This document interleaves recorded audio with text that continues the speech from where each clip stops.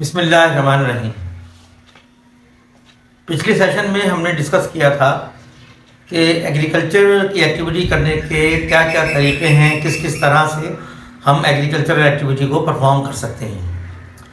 آج سے اور کچھ آنے والے لیکچرز میں بھی ہم ڈسکس کریں گے کہ وہ کون کون سے ٹائپس ہیں جو پوری دنیا میں مختلف علاقوں میں استعمال ہوتے ہیں ایگریکلچرل ایکٹیویٹی کو کنٹینیو کرنے کے لیے۔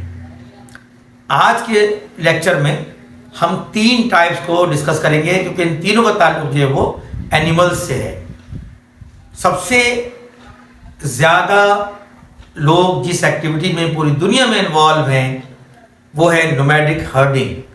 جیسا کہ آپ کو نظر آ رہا ہے، نومیڈک ہرڈنگ ہے کیا؟ ہرڈ، جانوروں کا ایک ریوڑ، جانوروں کا ایک گروپ۔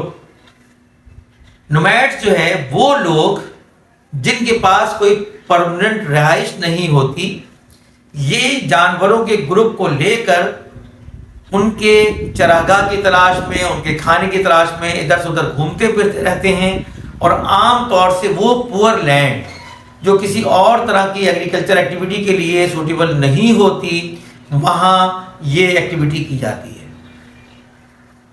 جتنے بھی دنیا بھر کے علاقے ہیں، جیسے کہ آپ کو یہاں پہ نظر آ رہا ہے، پورسٹ ٹائپ آف ایگریکلچر، یعنی سب سے کم آمدنی کا جو سورس ہے ایگریکلچر میں وہ نومیڈک ہرڈنگ ہے۔ اسی طرح سے یہ سمجھ لیں کہ جو بہت ہی غریب لوگ ہیں، جن کے پاس کسی اور ایکٹیویٹی کے لیے پیسہ نہیں ہے، جن کے پاس پراپر زمین نہیں ہے، اور اگر زمین ہے تو ان کے پاس اس زمین کو یوز کرنے کے لیے دیگر ریسورسز نہیں ہیں، وہ لوگ جو ہے اس ایکٹیویٹی میں انوالو ہوتے ہیں۔ ہم اس ایکٹیویٹی کو کہتے ہیں نومیڈک ہرڈنگ، اور وہ لوگ خانہ بدوش کہلاتے ہیں۔ کس ملک کے لوگ، کن ممالک کے لوگ اس ایکٹیویٹی میں انوالو ہیں، انگیج ہیں؟ عام طور پر جو ڈیولپنگ ورلڈ ہے، جو غریب ممالک ہیں، ان میں بھی وہ ممالک کہ جہاں پہ بہت بڑی تعداد ان لوگوں کی ہے کہ جن کے پاس نہ تو وسائل ہیں اور نہ ہی ان کے پاس ایسے اور دیگر مواقع ہیں کہ جو استعمال کر کے اپنے آپ کو بہتر بنا سکیں، وہ اس ایکٹیویٹی میں انگیج ہیں۔ جیسا کہ میں آپ کو بتایا کہ نومیڈ جو ہیں دنیا بھر میں بہت بڑی تعداد نومیڈز پر مشتمل ہے۔ پاکستان میں بھی بہت سارے لوگ نومیڈک ہرڈنگ سے منسلک ہیں، تھر کے علاقے میں بھی اور پنجاب کے علاقے میں بھی۔ یہ لوگ جو ہے ایک چراگاہ کی تلاش میں ادھر ادھر موو کرتے رہتے ہیں۔ پاکستان میں اس وقت جو ہے بہت بڑی تعداد ان نومیڈز کی کشمیر کے اوپر کے علاقے تاوبٹ اور حلمت وغیرہ میں موجود ہے، اور اسی طرح سے ناران سے آگے جو پاکستان کا سب سے بڑا میڈو ہے جس کو ہم کہتے ہیں گیٹی داس، وہاں پر اس وقت لاکھوں کے حساب سے جو ہے یہ جانور موجود ہیں جو اس وقت وہاں پر چراگاہوں میں وہاں پہ چر رہے ہیں اور صحت یاب ہو رہے ہیں۔ جیسے ہی سرد موسم شروع ہوگا تو یہ دوبارہ وہاں سے میدانی علاقوں کی طرف واپس آئیں گے، اور اس سفر کو کرنے کے بعد دوبارہ پھر یہ نیچے آ جائیں گے۔ پھر ایک بار جب موسم بہتر ہوتا ہے، مارچ کے بعد اپریل میں، مئی میں ایک بار پھر ان کا رخ جو ہے وہ ان علاقوں کی طرف ہو جاتا ہے۔ اس طرح سے یہ سارا سال موو کرتے رہتے ہیں اور ان جانوروں کی پرورش کرتے رہتے ہیں۔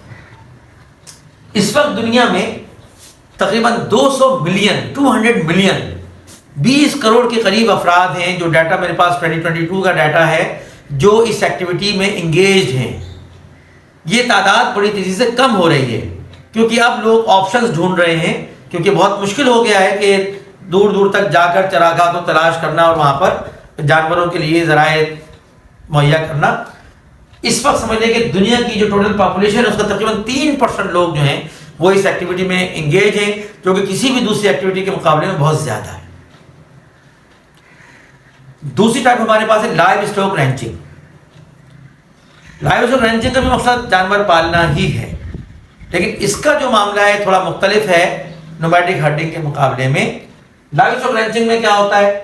یہ عام طور پہ جیسا کہ میں نے آپ کو پچھلے لیکچر میں بتایا تھا، بون ماڈلز کے حوالے سے ذکر کیا تھا کہ شہروں کے اطراف کی زمین کو ہم ان کے لینڈ یوز کے پوائنٹ آف ویو سے، ان کے پرپس کے پوائنٹ آف ویو سے مختلف کیٹیگریز میں ڈیوائڈ کرتے ہیں۔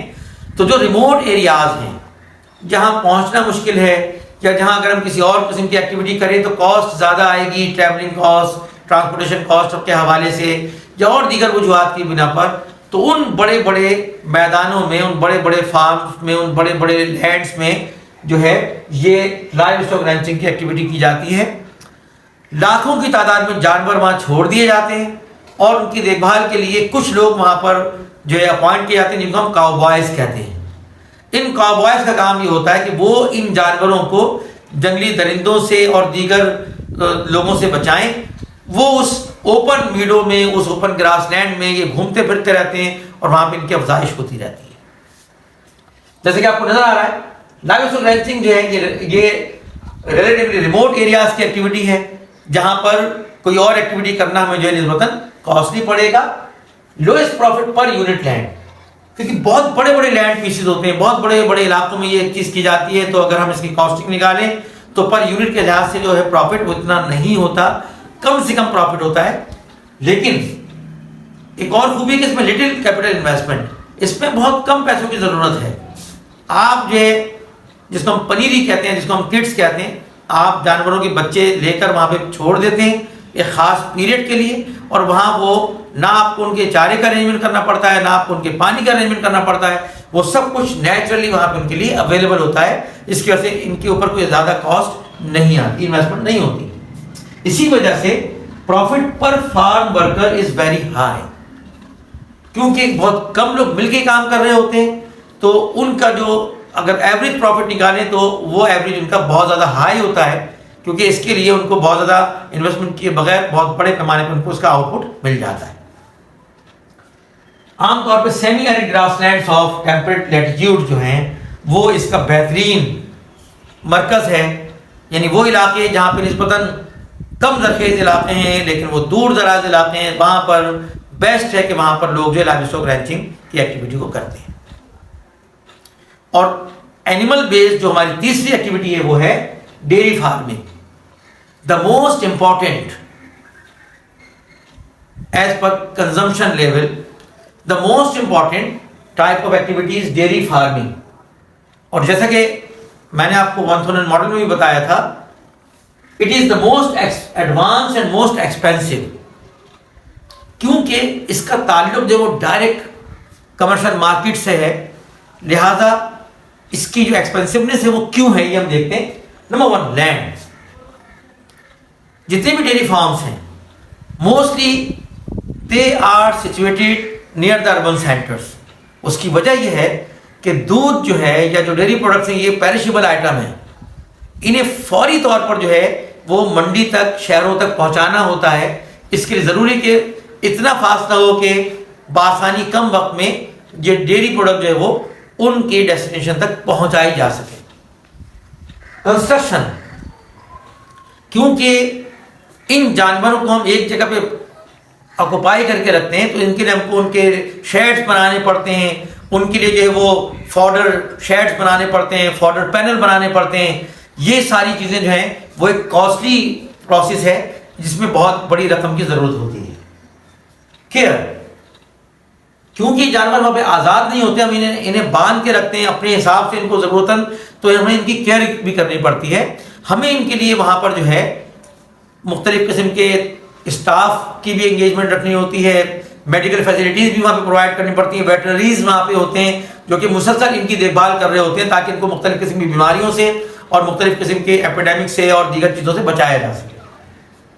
اسٹوریج ایک بہت اہم جو مسئلہ ہے دودھ کے لیے، وہ اس کا اسٹوریج ہے. ہم ملک کو بہت دیر تک سیف نہیں رکھ سکتے، اس کے لیے ہم کو اسٹوریج کی ضرورت ہوتی ہے. آپ نے دیکھا ہوگا کہ دودھ کی شاپ پہ بھی جب آپ جاتے ہیں تو وہاں پہ دودھ جو ایسے نہیں بک رہا ہوتا، ہر ایک نے کم از کم آپ دیکھیں تو 1 یا 2 چلر لگائے ہوئے ہوتے ہیں. یہ چلر کیا ہے؟ یہ اصل میں دودھ کو فریز کرتے ہیں، اس کو ٹھنڈا رکھتے ہیں تاکہ اس کی جو شیلف لائف ہے، اس کی جو لائف ہے، اس کو بڑھایا جا سکے.